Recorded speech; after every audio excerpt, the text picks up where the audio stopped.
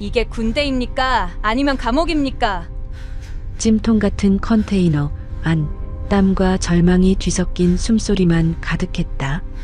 하리는 입술을 깨물며 침묵으로 버텼다. 그 순간 바깥에서 대령의 비아냥이 들려왔다. 봐라, 여자 장교는 결국 울며 나가떨어진다. 자존심은 무너지고 숨은 막히고 두 소위의 심장은 서로를 향해 날카롭게 부딪혔다. 하지만 그 갈등이 곧 연대의 불씨가 될 줄은 아무도 몰랐다. 이야기 시작하기 전 무료 버튼인 구독과 좋아요 버튼 부탁드립니다. 알림 설정도 해두시면 새 영상이 올라올 때마다 제일 먼저 시청하실 수 있습니다. 여러분은 지금 무엇을 하며 어디 지역에서 듣고 있나요?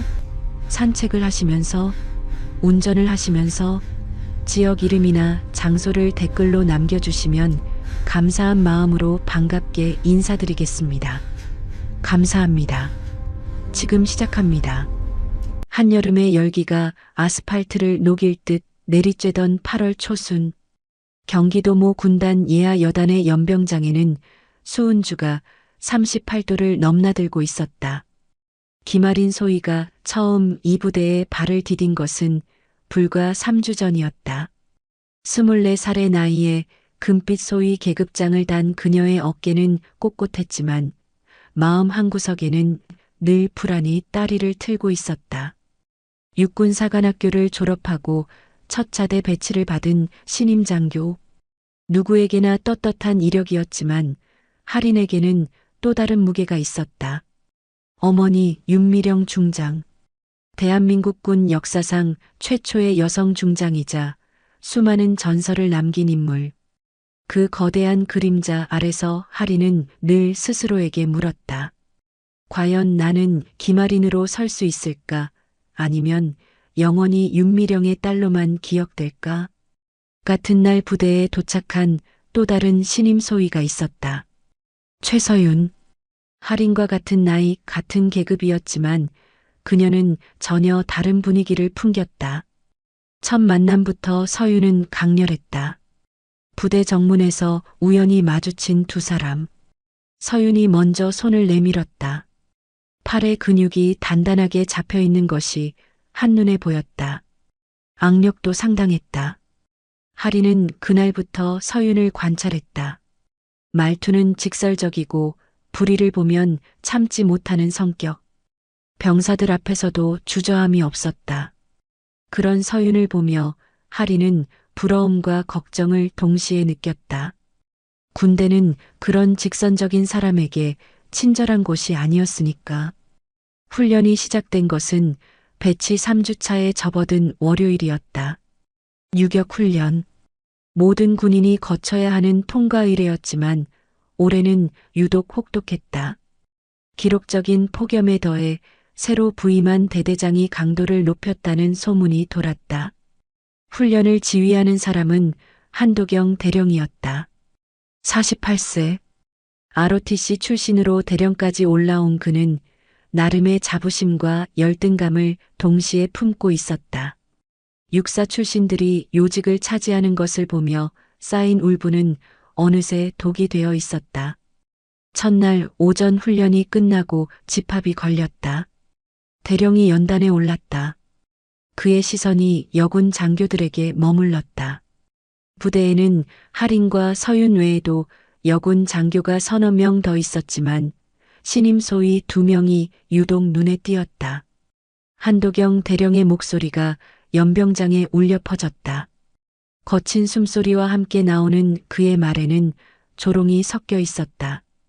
여군의 체력을 문제 삼고 정신력을 의심했다. 노골적이진 않았지만 듣는 사람은 모두 알 수 있었다. 그가 여군을 달갑게 여기지 않는다는 것을. 할인은 침묵했다. 어머니의 가르침이 떠올랐다. 군인은 감정보다 규정이라고. 상관의 부당한 언행도 때로는 참고 견뎌야 한다고. 그것이 조직의 일원이 되는 길이라고. 그러나 서윤은 달랐다. 대령의 말이 끝나자마자 손을 들었다. 주변에서 숨소리가 멎었다. 신임 소희가 대령에게 질문을 한다는 것 자체가 파격이었다. 서윤의 목소리는 또렷했다. 여군의 체력 기준은 이미 과학적으로 설정되어 있으며 모든 평가에서 기준을 통과했다는 내용이었다. 논리적이고 차분했지만 그것은 명백한 반박이었다. 한도경 대령의 얼굴이 붉어졌다. 턱 근육이 실룩거렸다. 잠시 정적이 흐른 뒤 그가 입을 열었다. 목소리는 낮았지만 위협적이었다. 훈련은 계속되었다. 그러나 분위기는 달라져 있었다. 병사들은 두 소위를 흘끔거렸고 간부들은 수군거렸다. 할인과 서윤은 자신들이 표적이 되었음을 직감했다. 이튿날 새벽 5시 기상나팔이 울리기도 전에 비상소집이 걸렸다. 할인은 재빨리 전투복을 입고 밖으로 나왔다. 서윤도 이미 나와 있었다. 두 사람의 눈이 마주쳤다. 서로 다른 생각을 하고 있었지만 같은 예감을 공유하고 있었다. 연병장에는 한도경 대령이 서 있었다. 그의 옆에는 몇몇 간부들이 늘어서 있었고 병사들은 열을 맞춰 정렬해 있었다. 대령의 시선이 두 소위에게 고정되었다. 입꼬리가 올라갔다. 그것은 미소라기보다는 사냥감을 발견한 포식자의 표정에 가까웠다. 특별 체력 측정이 시작되었다. 일반적인 체력 측정과는 달랐다. 기준은 모호했고 강도는 극심했다. 팔굽혀펴기 200개, 윗몸 일으키기 300개, 그리고 완전 군장을 메고 구보 10km. 할인은 묵묵히 따랐다. 근육이 비명을 질렀지만 표정 하나 바꾸지 않았다. 그것이 그녀가 배운 방식이었다. 고통을 드러내는 것은 약함을 인정하는 것이라고 어머니는 가르쳤다. 서윤은 이를 악물었다. 완벽주의자인 그녀에게 실패란 없었다. 하지만 분노가 치밀어 올랐다. 이것은 훈련이 아니라 괴롭힘이었다. 군법에도 규정에도 없는 불법적인 가혹행위였다. 구보가 끝났을 때 두 사람은 거의 탈진 상태였다. 그러나 한도경 대령은 만족하지 않았다. 그가 손짓하자 병사들이 무언가를 가져왔다. 보급용 컨테이너였다. 2m 남짓한 철제 박스. 원래는 물자를 보관하는 용도였지만 이 부대에서는 다른 용도로 쓰이고 있었다. 대령의 명령이 떨어졌다. 두 소위는 컨테이너 안으로 들어가라는 것이었다. 정신교육이라는 명목이었다. 하지만 모두가 알고 있었다. 이것은 징벌이었다. 정도훈 병사는 그 광경을 지켜보고 있었다. 21살. 이제 막 일병 계급장을 단 그는 이 상황이 옳지 않다는 것을 알았다. 하지만 무엇을 할 수 있을까? 그는 그저 일개 병사일 뿐이었다. 컨테이너 안은 찜통이었다. 아침임에도 불구하고 내부 온도는 이미 30도를 넘어서고 있었다. 환기구는 있었지만 충분하지 않았다. 두 사람이 들어가자 문이 닫혔다. 잠금 장치가 채워지는 소리가 들렸다. 어둠 속에서 할인과 서윤은 서로를 마주 보았다. 아니, 정확히는 보이지 않았지만 서로의 존재를 느꼈다. 숨소리, 체온, 그리고 두려움까지도. 서윤이 먼저 입을 열었다. 목소리에는 분노가 묻어났다. 이것은 명백한 불법이며 신고해야 한다는 주장이었다. 할인은 고개를 저었다. 아직은 때가 아니라고, 버텨야 한다고 말했다. 조직의 논리를 거스르면 더 큰 보복이 올 것이라고. 두 사람 사이에 팽팽한 긴장이 흘렀다. 같은 상황에 처했지만 대응 방식은 정반대였다. 서윤에게 할인의 태도는 비겁한 굴복으로 보였고 할인에게 서윤의 행동은 무모한 도발로 보였다. 시간이 흘렀다. 태양이 높이 올라가면서 컨테이너 내부 온도는 급격히 상승했다. 35도, 38도, 40도. 숨쉬기가 힘들어졌다. 땀이 비 오듯 쏟아졌다. 밖에서는 훈련이 계속되고 있었다. 병사들의 구령소리, 장비 소리가 들렸다. 그러나 아무도 컨테이너 쪽을 쳐다보지 않았다. 모두가 알면서도 모른 척했다. 정도우는 불안했다. 물통을 들고 컨테이너 근처를 어슬렁거렸다. 혹시나 하는 마음에 귀를 기울였지만 안에서는 아무 소리도 들리지 않았다. 그것이 더 무서웠다. 제3장 극한의 시험. 정오가 가까워졌다. 바깥 기온은 39도를 기록했다. 기상청은 폭염특보를 발령했고 야외 활동 자제를 권고했다. 그러나 컨테이너의 문은 여전히 굳게 닫혀 있었다. 내부에서 하리는 의식을 유지하기 위해 안간힘을 썼다. 어머니가 가르쳐준 호흡법을 떠올렸다. 깊고 느리게 심박수를 낮추는 방법. 그녀의 몸은 이미 한계를 넘어서고 있었지만 정신만은 놓지 않으려 했다. 서유는 벽에 기댄 채 거친 숨을 몰아쉬고 있었다. 완벽주의자인 그녀에게 이런 무력함은 처음이었다. 자존심이 무너지는 것보다 더 괴로운 것은 자신이 아무것도 할 수 없다는 사실이었다. 두 사람은 말없이 서로를 바라보았다. 아니, 이제는 볼 수 있었다. 눈이 어둠에 적응하면서 희미하게나마 서로의 윤곽이 보였다. 할인의 얼굴은 창백했고 서윤의 눈은 충혈되어 있었다. 서윤이 입술을 깨물었다. 말하고 싶은 것이 많았지만 체력을 아껴야 했다. 그래도 한마디는 해야 했다. 목소리는 쉬어 있었지만 단호했다. 이대로 죽을 수는 없다는 의지가 담겨 있었다. 할인이 고개를 끄덕였다. 처음으로 두 사람의 마음이 일치하는 순간이었다. 서로 다른 이유로 다른 방식으로 하지만 같은 목표를 향해 나아가고 있었다. 살아남아야 한다는 것. 밖에서는 점심시간이 되었다. 병사들이 식당으로 이동하는 소리가 들렸다. 그 중에 정도훈도 있었다. 그는 계속 뒤를 돌아보았다. 컨테이너가 시야에서 사라질 때까지. 식당에서 정도훈은 밥을 제대로 넘기지 못했다. 목이 메었다. 옆자리에 선임병이 물었다. 왜 그러냐고. 정도훈은 고개를 저었다. 아무것도 아니라고. 하지만 마음속으로는 폭풍이 몰아치고 있었다. 이것은 옳지 않다. 누군가는 신고해야 한다. 하지만 내가, 일병인 내가, 그럼 나는 어떻게 되는가.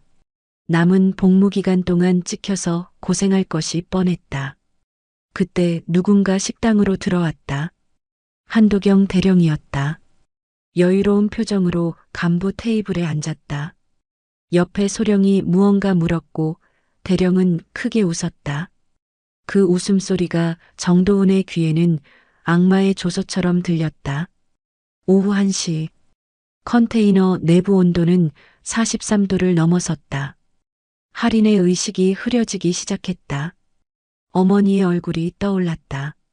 늘 엄격하고 차가웠던 얼굴. 하지만 가끔 보여주던 미소도 있었다. 힘들 때마다 그 미소를 떠올렸다. 서유는 주먹을 쥐었다.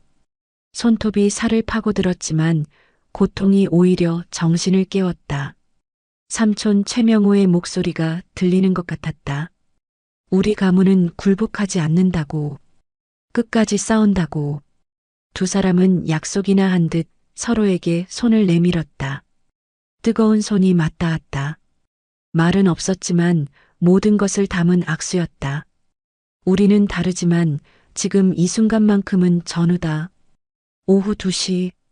정도훈은 더 이상 참을 수 없었다. 상관에게 보고하기로 마음먹었다. 하지만 누구에게? 한도경 대령 밑의 간부들은 모두 방관자였다. 그들도 알고 있었다. 그리고 침묵했다. 정도훈은 의무실로 향했다. 최소한 의무병이라도 데려가야 한다고 생각했다. 그런데 의무실 앞에서 뜻밖의 사람을 만났다. 행정병으로 일하는 같은 기수 친구였다. 친구는 정도훈의 표정을 보고 물었다. 무슨 일이냐고. 정도훈은 잠시 망설이다가 사실을 털어놓았다. 친구의 얼굴이 굳어졌다. 친구는 조용히 말했다. 자신도 알고 있었다고. 아니, 부대 전체가 알고 있다고. 하지만 모두가 입을 다물고 있는 이유가 있다고. 한도경 대령의 뒤에는 더 큰 배경이 있다는 소문이 있다고. 정도훈은 주먹을 쥐었다. 그래도 이건 아니라고. 사람이 죽을 수도 있다고. 친구는 한숨을 쉬었다. 그리고 작은 목소리로 말했다. 무전 기록이 있다고. 대령이 컨테이너에 가두라고 지시한 무전 기록이 남아있다고. 두 사람은 서로를 바라보았다. 이것은 증거가 될 수 있었다. 하지만 어떻게 활용할 것인가? 이등병 둘이 할 수 있는 일이 있을까? 그때 멀리서 사이렌 소리가 들렸다. 구급차였다. 정도훈과 친구는 놀라서 밖으로 뛰어나갔다. 구급차는 연병장으로 향하고 있었다. 설마 하는 마음으로 따라갔다. 컨테이너 문이 열려 있었다. 의무병들이 들것을 들고 뛰어가고 있었다. 정도훈은 심장이 멎는 것 같았다. 두 소위가 실려 나왔다. 의식이 없어 보였다. 한도경 대령이 옆에 서 있었다. 그의 표정은 담담했다. 오히려 짜증이 난 듯한 얼굴이었다. 훈련 중 단순 탈진이라고 보고서에는 그렇게 적으라고 지시하는 소리가 들렸다. 정도훈은 분노가 치밀어 올랐다. 이것은 살인미수였다. 그런데 단순 탈진이라니. 친구가 그의 팔을 잡았다. 지금은 참으라고. 일단 두 소위가 무사한지 확인하는 것이 먼저라고. 구급차가 떠났다. 부대는 다시 일상으로 돌아갔다.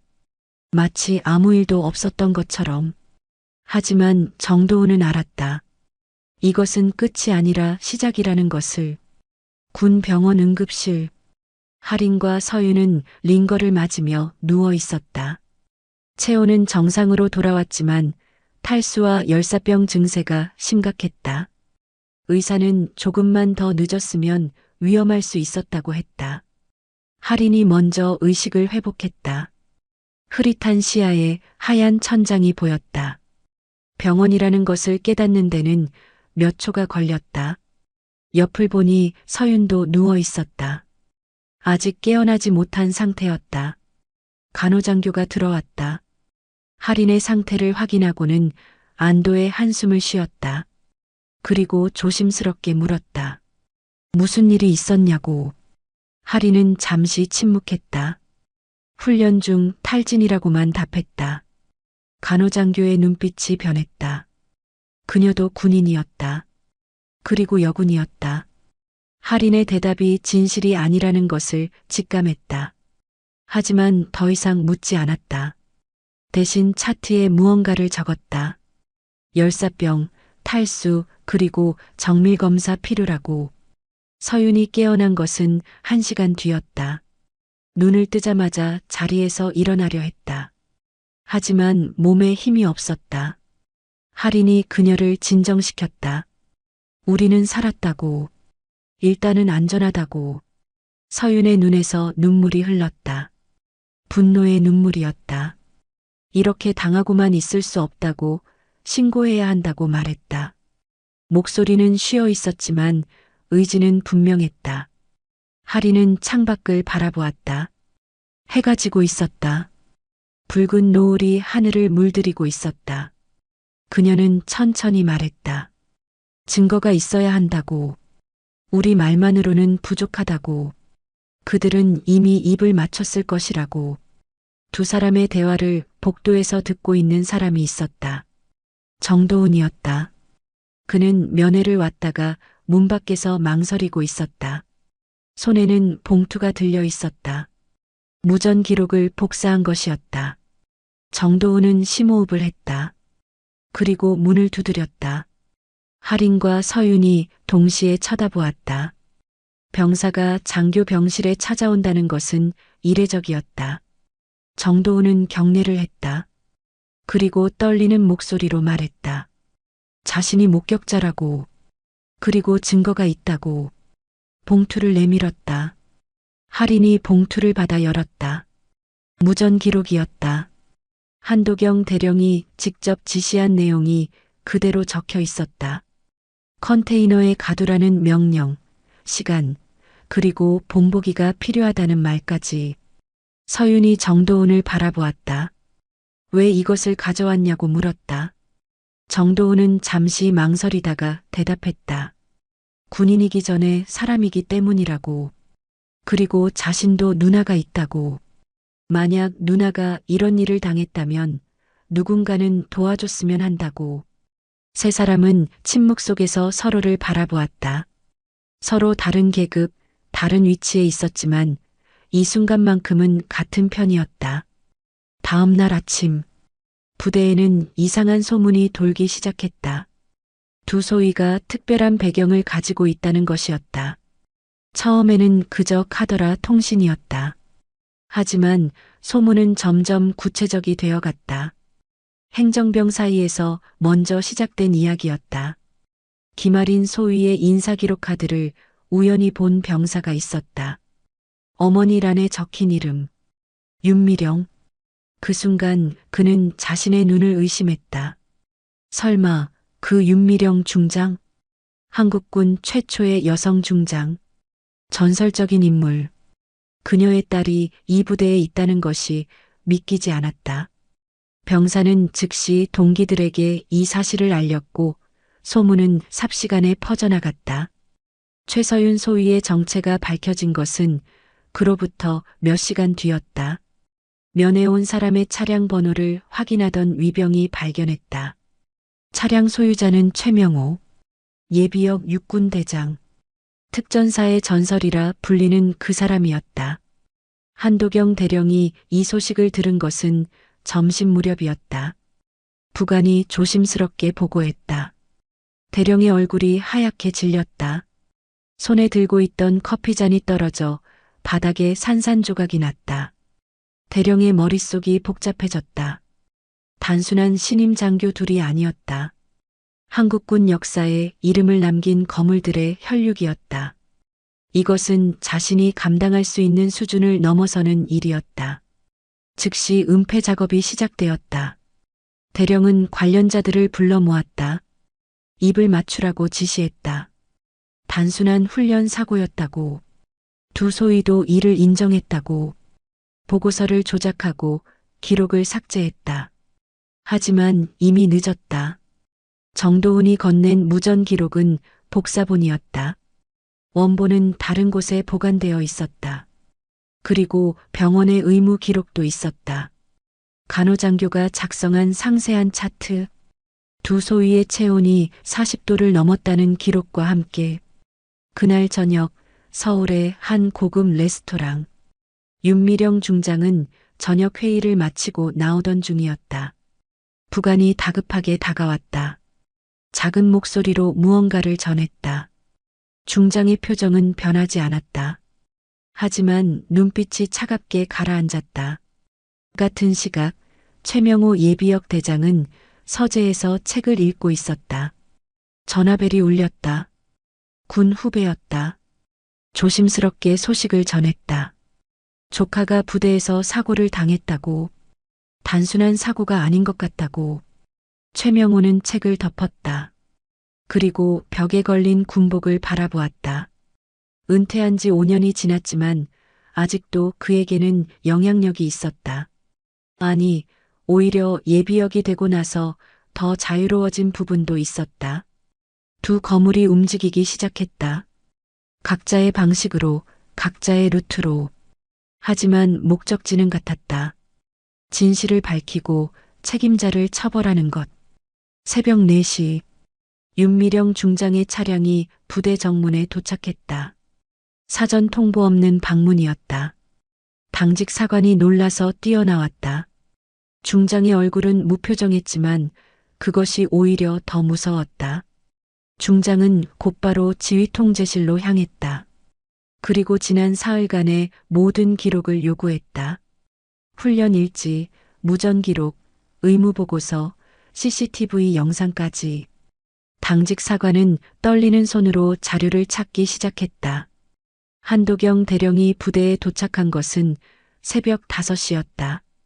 중장이 왔다는 보고를 받고 허둥지둥 달려온 것이었다. 군복도 제대로 갖춰 입지 못한 모습이었다. 대령이 지휘통제실로 들어섰을 때 윤미령 중장은 모니터 앞에 앉아 있었다.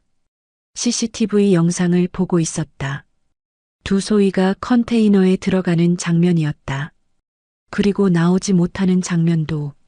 중장이 천천히 고개를 돌렸다. 한도경 대령과 눈이 마주쳤다. 중장의 눈은 얼음처럼 차가웠다. 아무 말도 하지 않았지만 그 침묵이 더 무거웠다. 대령이 입을 열려는 순간 밖에서 또 다른 차량 소리가 들렸다. 최명우 예비역 대장이었다. 은퇴했지만 여전히 위험이 있었다. 검은 정장을 입은 그의 모습은 마치 심판자 같았다. 최명우가 지휘통제실로 들어왔다. 윤미령과 눈인사를 나눴다. 두 사람은 서로를 잘 알았다. 같은 시대를 살아온 군인들이었다. 비록 현역과 예비역이라는 차이는 있었지만 최명우가 한도경을 바라보았다. 그리고 낮은 목소리로 물었다. 왜 그랬냐고. 무엇이 그리 대단해서 젊은 장교들을 죽일 뻔했냐고. 한도경은 변명을 시작했다. 훈련의 일환이었다고.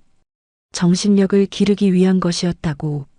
하지만 그의 목소리는 점점 작아졌다.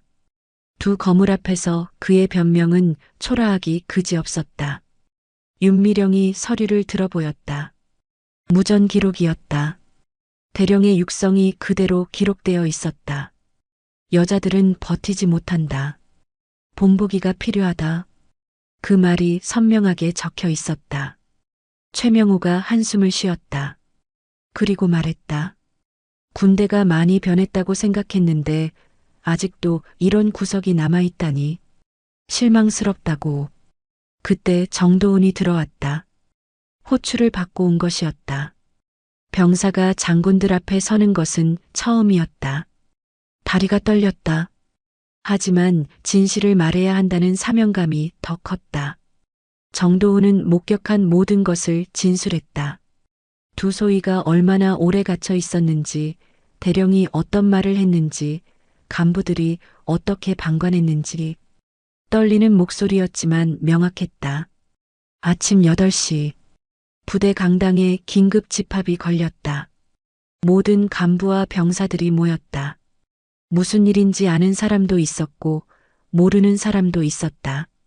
하지만 분위기가 심상치 않다는 것은 모두가 느꼈다. 단상에 윤미령 중장과 최명우 예비역 대장이 나란히 섰다. 그리고 그 옆에는 한도경 대령이 초라한 모습으로 서 있었다. 얼굴은 패배자의 그것이었다.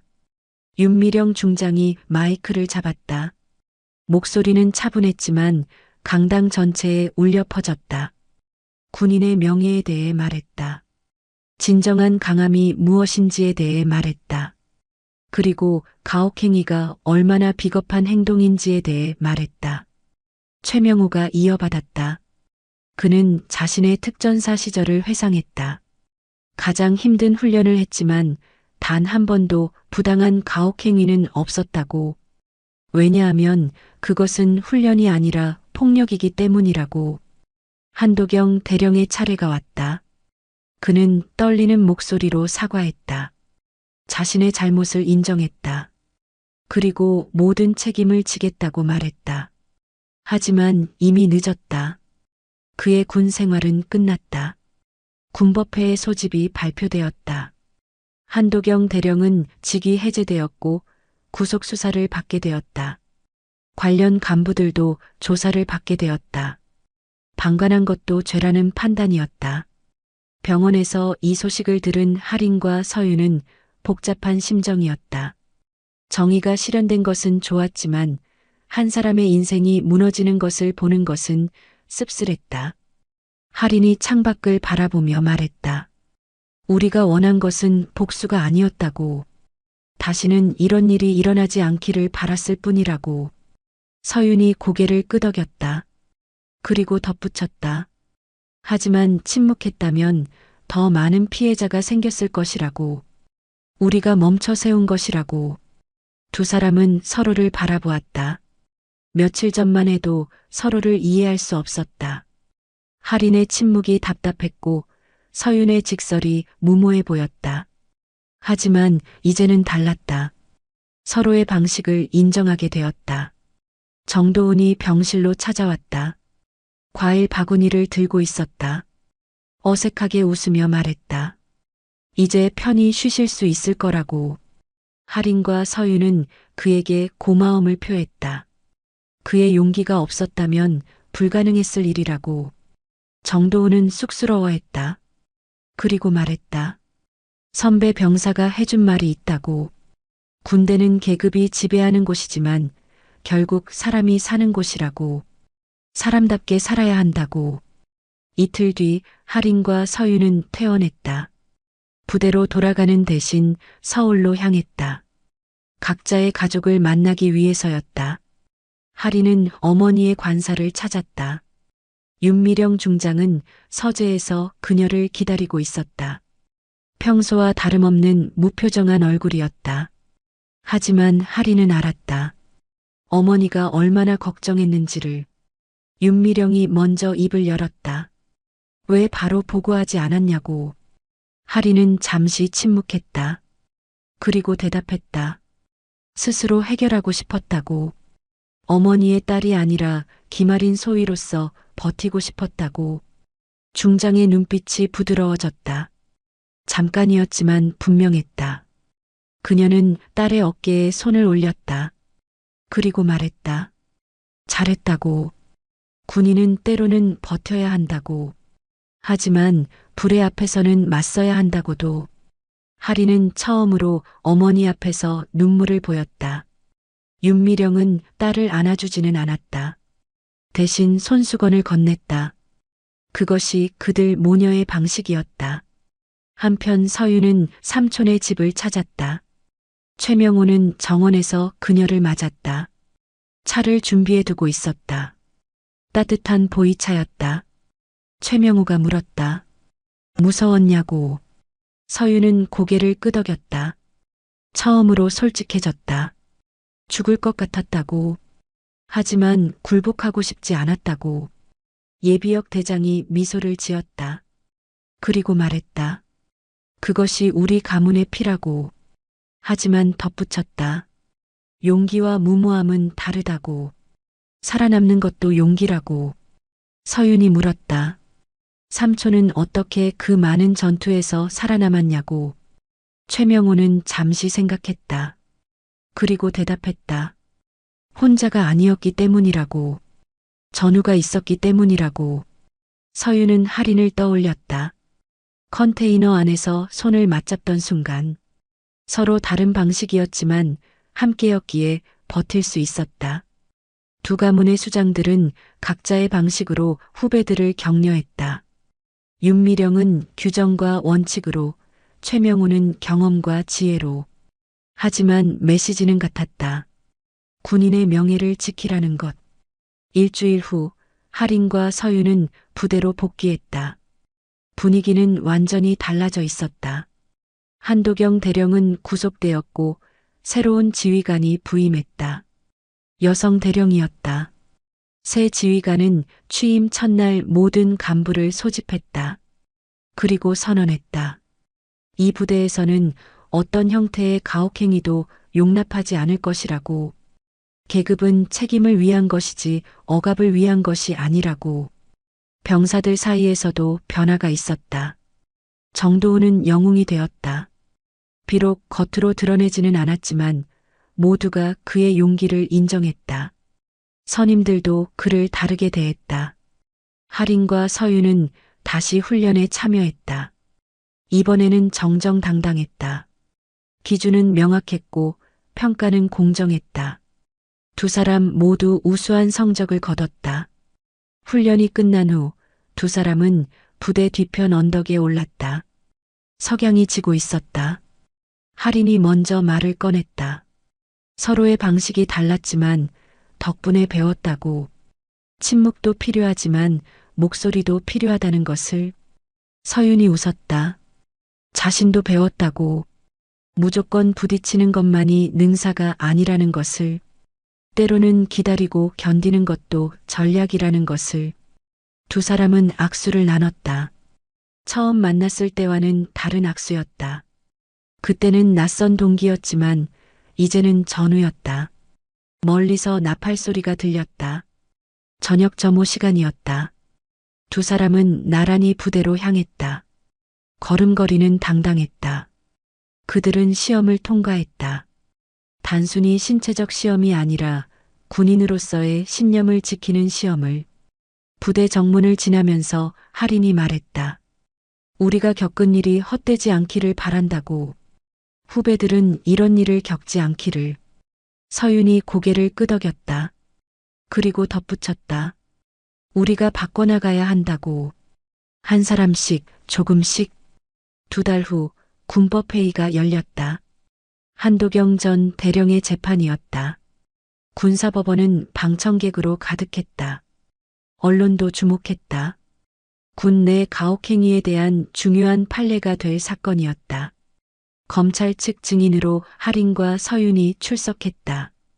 두 사람은 담담하게 그날의 일을 진술했다.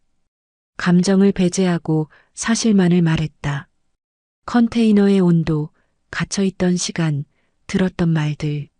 정도은도 증인으로 섰다. 그는 더 이상 떨지 않았다. 명확하게 목격한 바를 진술했다. 무전 기록 원본도 제출했다.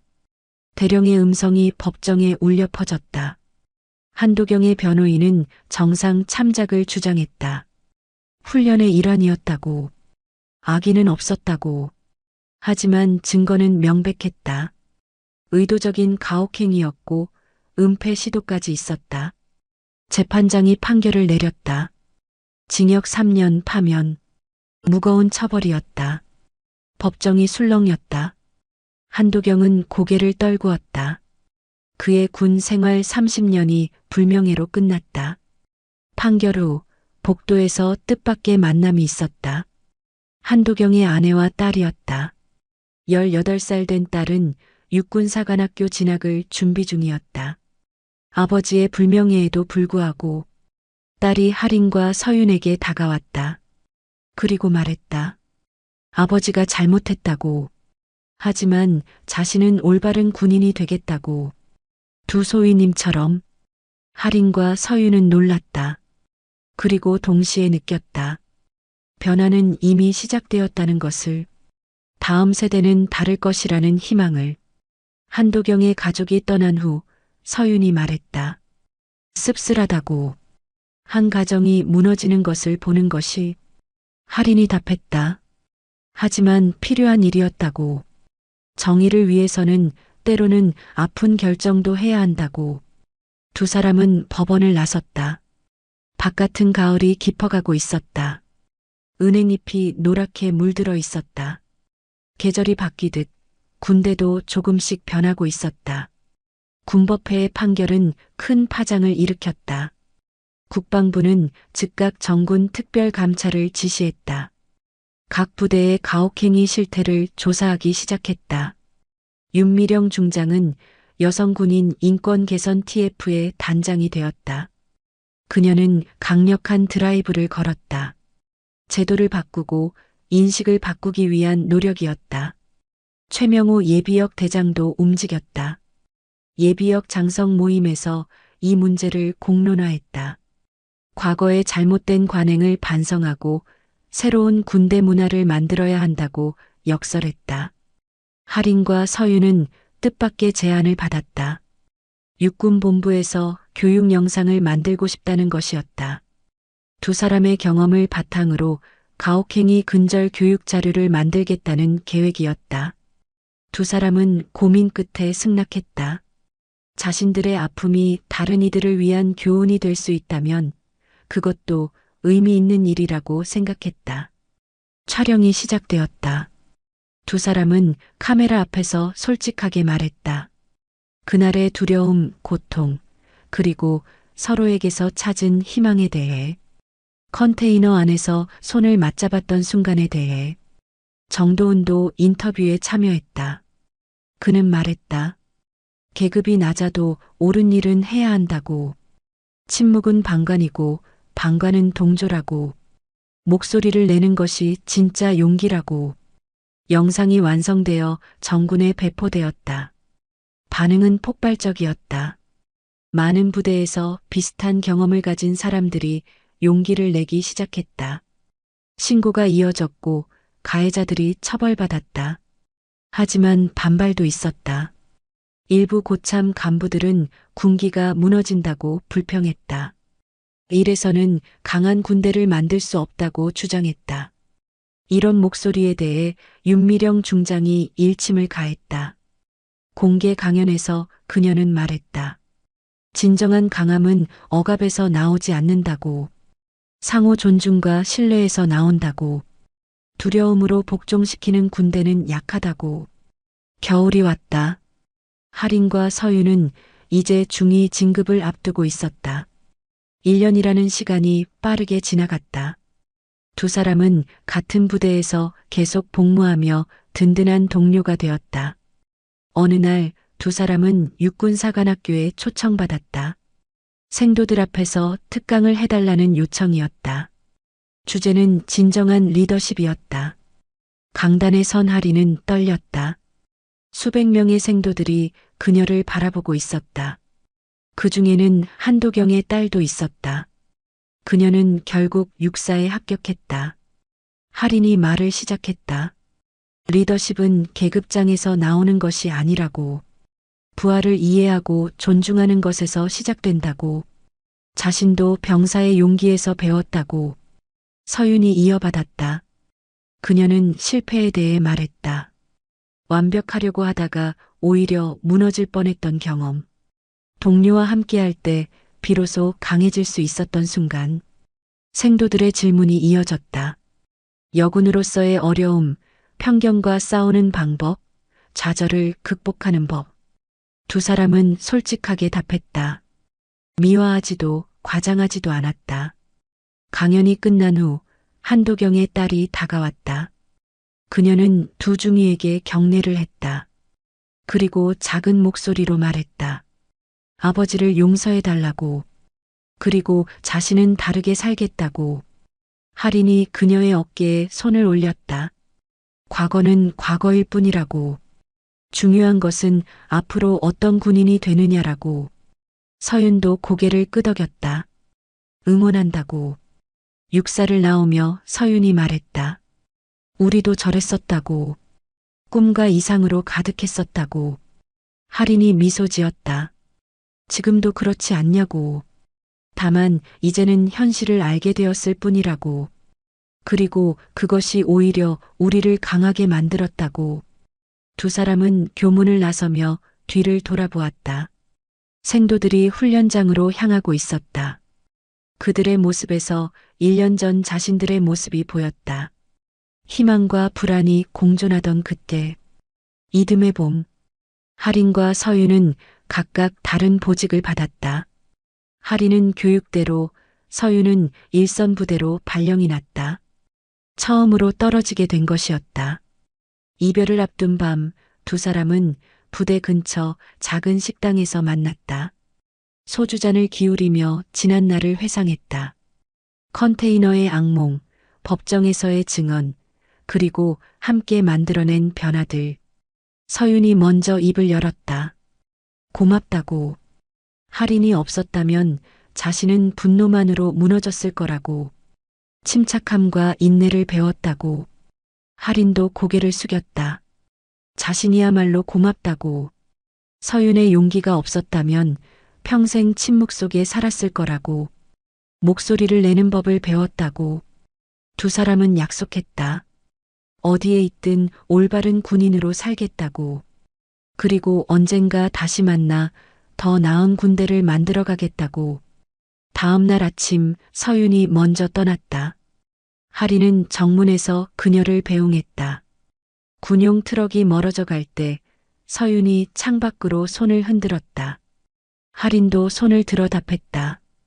일주일 후 할인도 새로운 부대로 떠났다.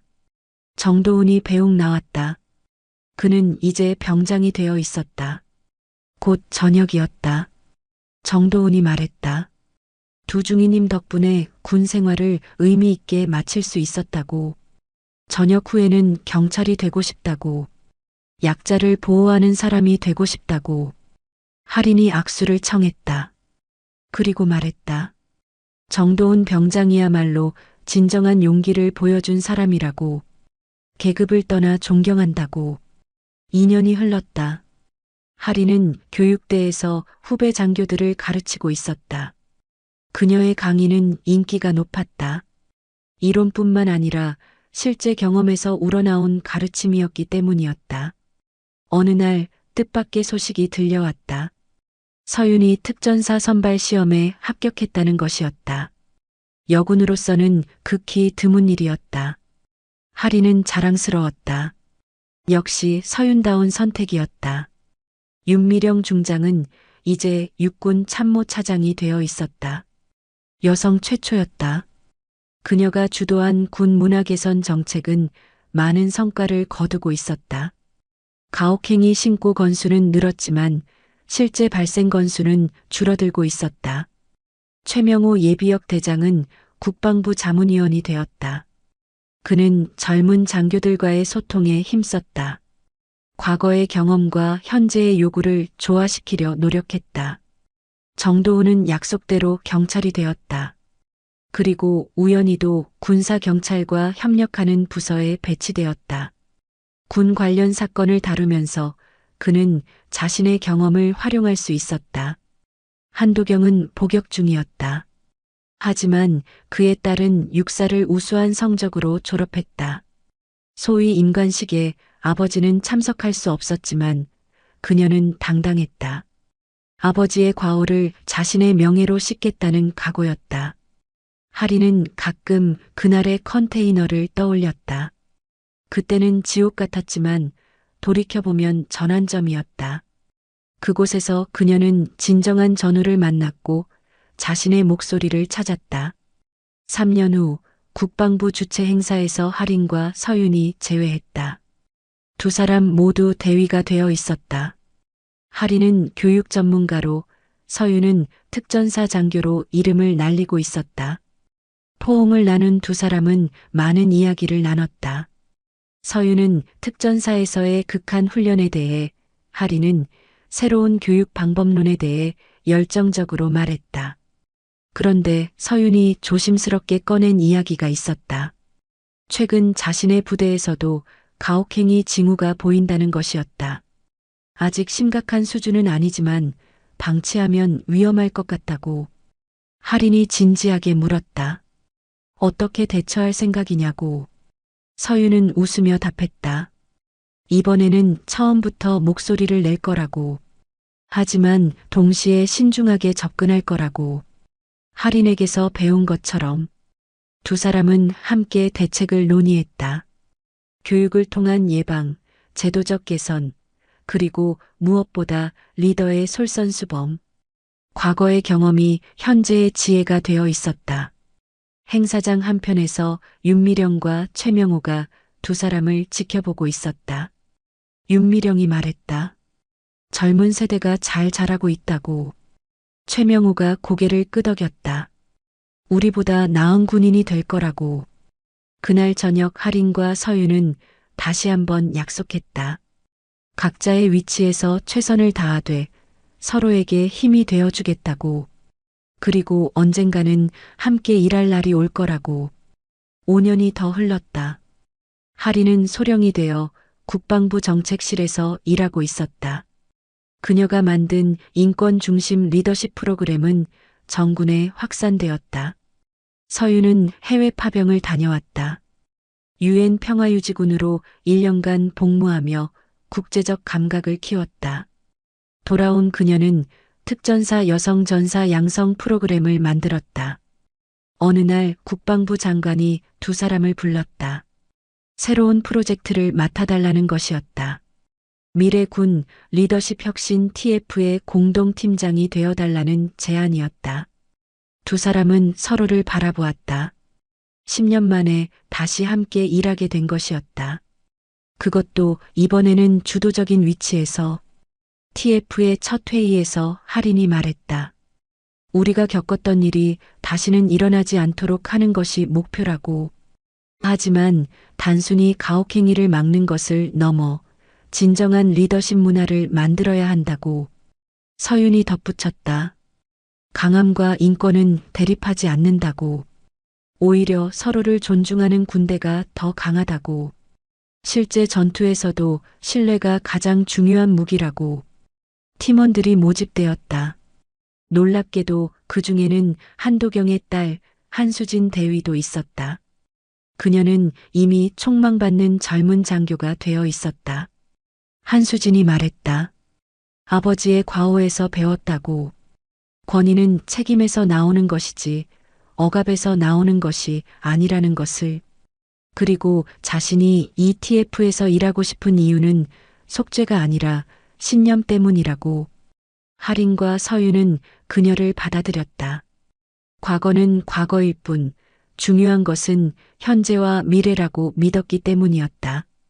TF는 획기적인 정책들을 만들어냈다. 계급별 상호 존중 교육, 익명 신고 시스템 강화, 가해자 처벌과 동시에 피해자 보호 강화, 그리고 무엇보다 리더십 평가 기준의 전면 개편. 저항도 있었다. 일부 고위 장교들은 군기가 무너진다고 반대했다. 하지만 윤미령이 이제는 육군 참모총장이 되어 있었다. 그녀의 지원 아래 개혁은 추진력을 얻었다. 최명호도 힘을 보탰다. 예비역 장성들을 설득하고 언론에 기고하며 여론을 조성했다. 그는 말했다. 진정한 전사는 약자를 괴롭히지 않는다고. 오히려 보호한다고. 정도훈은 이제 경정이 되어 있었다. 그는 군사경찰과의 협력을 강화하며 군 관련 사건을 전문적으로 다뤘다. 그의 경험은 많은 사건 해결에 도움이 되었다. 어느 날 할인은 우연히 옛 부대를 방문했다. 그곳에는 여전히 그 컨테이너가 있었다. 하지만 이제는 다른 용도로 쓰이고 있었다. 교육자료 보관소로. 컨테이너 앞에는 작은 동판이 있었다. 과거를 기억하고 미래를 만들자라는 문구와 함께 그날의 사건이 간략히 적혀 있었다. 할인은 동판을 만지며 생각했다. 그날의 고통이 오늘의 변화를 만들었다고. 그리고 이 변화가 계속되기를 바란다고. 15년이 흘렀다. 할인은 대령이 되어 사단 참모장을 맡고 있었다. 서윤은 특전사 대대장이 되었다. 두 사람 모두 영향력 있는 위치에 올랐다. 새로운 소위들이 부대에 배치되었다. 그들은 할인과 서윤의 이야기를 교육과정에서 배웠다. 전설처럼 전해지는 이야기였다. 하지만 할인은 그들에게 말했다. 우리가 특별한 것이 아니라고. 단지 옳은 일을 했을 뿐이라고. 그리고 이제는 그것이 당연한 일이 되어야 한다고. 서윤도 자신의 부대원들에게 비슷한 말을 했다. 용기는 거창한 것이 아니라고. 일상에서 올바른 선택을 하는 것이라고. 동료를 존중하고 보호하는 것이라고. 한수진은 이제 중령이 되어 육군본부에서 인사정책을 담당하고 있었다. 그녀가 만든 상호 존중 리더십 모델은 국제적으로도 주목받았다. 정도훈은 총경으로 진급하여 경찰청 군협력 과장이 되었다. 그는 군과 경찰의 가교 역할을 하며 양 기관의 협력을 강화했다. 윤미령은 은퇴했다. 대장으로 예편한 그녀는 회고록을 썼다. 그 속에는 딸 할인의 이야기도 담겨 있었다. 자신보다 용감한 딸에 대한 자부심이 행간에 묻어났다. 최명호는 80을 넘겼지만 여전히 활발했다. 그는 청소년 리더십 캠프를 운영하며 다음 세대를 키우는 데 힘썼다. 그의 강의에는 항상 서윤의 이야기가 포함되었다. 20년 후 할인은 육군 중장이 되었다. 어머니의 뒤를 이어 여성 중장이 된 것이었다. 서윤은 소장으로 특전사 부사령관이 되었다. 두 사람이 다시 만난 것은 국방부 합동회의에서였다. 이제는 정책을 결정하는 위치에 있었다. 그들이 만든 변화는 이미 군 문화의 일부가 되어 있었다. 회의가 끝난 후 두 사람은 국방부 옥상에 올랐다. 서울의 전경이 한눈에 들어왔다. 할인이 말했다. 멀리 왔다고. 그 컨테이너에서 시작해서 여기까지. 서윤이 웃었다. 하지만 아직 갈 길이 멀다고. 완벽한 조직은 없으니까. 계속 노력해야 한다고. 그때 젊은 대위 한 명이 옥상으로 올라왔다. 급히 보고할 일이 있다는 것이었다. 모 부대에서 부당한 명령을 거부한 소위가 있다는 내용이었다. 할인과 서윤은 서로를 바라보았다. 그리고 동시에 말했다. 그 소위를 보호하라고. 그리고 사실관계를 정확히 조사하라고. 젊은 대위가 경례를 하고 내려간 후 서윤이 말했다. 이제는 우리가 없어도 시스템이 작동한다고. 할인이 고개를 끄덕였다. 그것이 진짜 변화라고. 해가 지고 있었다. 붉은 노을이 하늘을 물들였다. 20년 전 그날처럼. 하지만 이제는 다른 의미의 붉은 빛이었다. 희망의 색이었다. 할인이 손을 내밀었다. 서윤이 그 손을 잡았다. 컨테이너 안에서 그랬던 것처럼. 하지만 이제는 절망이 아닌 성취의 악수였다. 두 사람은 계단을 내려갔다. 내일도 해야 할 일이 많았다. 더 나은 군대를 만들기 위한 일들이. 그들의 이야기는 끝이 아니라 새로운 시작이었다. 멀리서 저녁 나팔 소리가 들렸다. 군인의 하루가 마무리되는 소리. 하지만 그들이 심은 변화의 씨앗은 밤에도 자라고 있을 것이었다. 할인은 집으로 가는 차 안에서 생각했다. 어머니가 자신에게 물려준 것은 계급이 아니라 신념이었다고. 그리고 이제 자신도 다음 세대에게 그것을 물려주고 있다고. 서윤은 부대로 돌아가며 다짐했다. 삼촌이 가르쳐준 것처럼 진정한 전사는 더 강자를 위해서가 아니라 약자를 위해 싸운다고. 그리고 그 싸움은 계속될 것이라고. 그날 밤 정도우는 뉴스를 보았다. 군 인권 개선 20주년 특집이었다. 그는 미소 지었다. 자신의 작은 용기가 큰 변화의 시작이었다는 것이 자랑스러웠다. 한수진은 아버지의 묘소를 찾았다. 한도경은 출소 후 조용히 살다가 몇 년 전 세상을 떠났다. 그녀는 묘비 앞에서 말했다. 아버지의 실수가 저를 더 나은 군인으로 만들었다고. 그리고 용서한다고. 군인의 진짜 힘은 계급도 가문도 아닌 고통 속에서도 함께 버티는 동지와 정이었다. 두 개의 가문이 한 곳에서 맞부딪혔지만 결국 하나의 신념으로 합쳐졌다. 그것은 명예와 정의, 그리고 인간의 존엄성이었다. 이 이야기는 과거의 기록이자 미래의 약속이다. 변화는 계속되고 새로운 세대는 더 나은 길을 만들어갈 것이다. 여러분은 이 이야기를 들으며 무엇을 느끼셨나요? 혹시 주변에 비슷한 경험이 있으신가요?